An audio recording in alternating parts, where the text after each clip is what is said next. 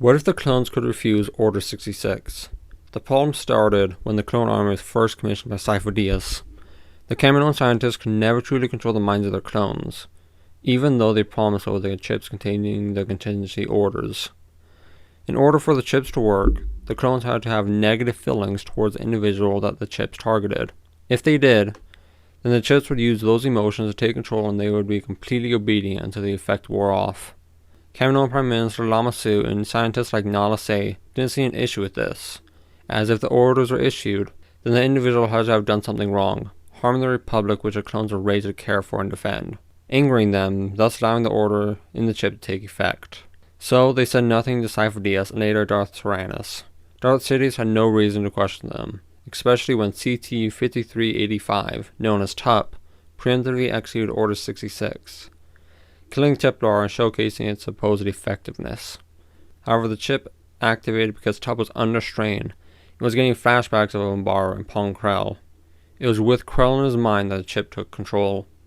When the time came and Palpatine issued Order 66, clones across the galaxy were taken in by the chip's effect, having grown resentment towards the incompetent and uncaring Jedi generals. However, other clones who had grown closer to the Jedi generals had no urge to follow the orders, and thus didn't. However, there were those that didn't necessarily harbor any negative feelings, but still executed Order 66, because orders were orders. Chaos spreads through the clone ranks as some succumb and most don't, or vice versa, and the GAR doesn't know what is happening, who was right, or who to trust. As Order 66 has mixed effects across the galaxy, Palpatine doesn't realize that his plan is only partially successful. His first crew was one of most of the 501st and Coruscant didn't succumb to the effect, though he just assumed that it was because of how independent they were. As battles broke out across Coruscant, though, clones that didn't succumb, primarily consisting of the 501st, fought against those that were taken hold of or just were following orders. Seeing the fight, Palpatine ordered the clone units to contact him once Order 66 was complete, and the main reports that came in eased him into believing that the purge was mostly successful.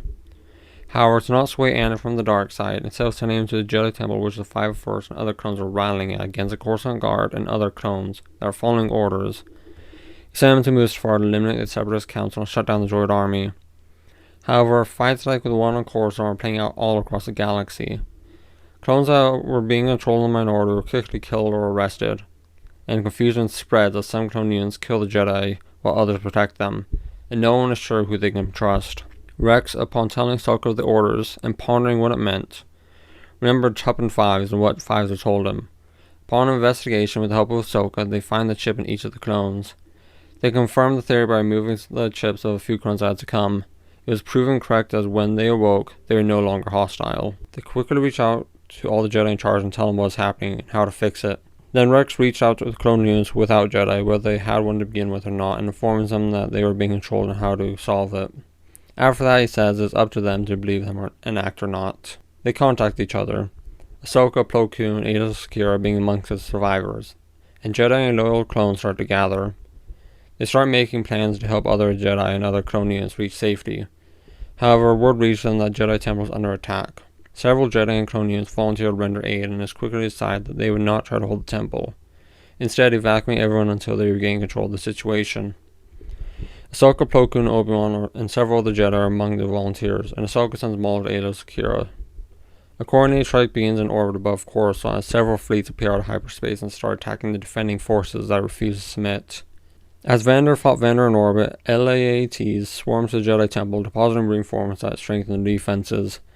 Those same LAATs then took younglings, Padawans, and holocrons to Academias waiting in orbit. Upon reaching the temple, the Jedi learned that one of the temple guards had tried to sabotage the temple defenses, but was caught before too much damage was done. The battle wanes as the clones attacking are decimated, and as more Jedi arrive, including Grandmaster Yoda, it is decided that the Jedi Strike Force will go to kill Palpatine, who have been by now confirmed to be the one behind all this. For this, Yoda, Plo Koon, Obi-Wan, Shakti, and Jedi Battle Master Syndraulic, with a few others including a few temple guards, formed up while the rest continued to defend the temple. Ahsoka would lead a clone force with Rex to secure the Senate building, both putting a net in place to prevent escape and keeping an escape route open for the Jedi, if necessary. Ahsoka's forces engaged first. The battle was fierce, but they made ground, providing an initial opening for the Jedi strike team to make it through. Ahsoka and Rex had the foresight to inform Padme Amidala, Bell Organa, and Ryu Chuchi of what was happening. They immediately started to gather the members of the Petition of 2000 to forcibly remove Chancellor Palpatine from office. It gained several more supporters as reports made their way in of what was happening. As they gathered, Jedi Shark Team arrived at Palpatine's office and engaged him. Yoda and Plo Koon attacked, trying to drive Palpatine to a corner, but he lashed out, going over them and killing several lesser skilled Jedi and Temple guards that had tried to stop him. Obi-Wan quickly put himself between them, using his defensive shell technique to allow the rest to regroup.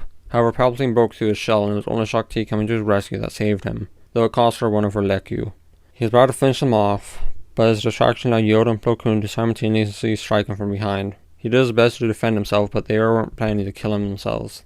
They drove him onto Syndralik, who came down from behind, killing him.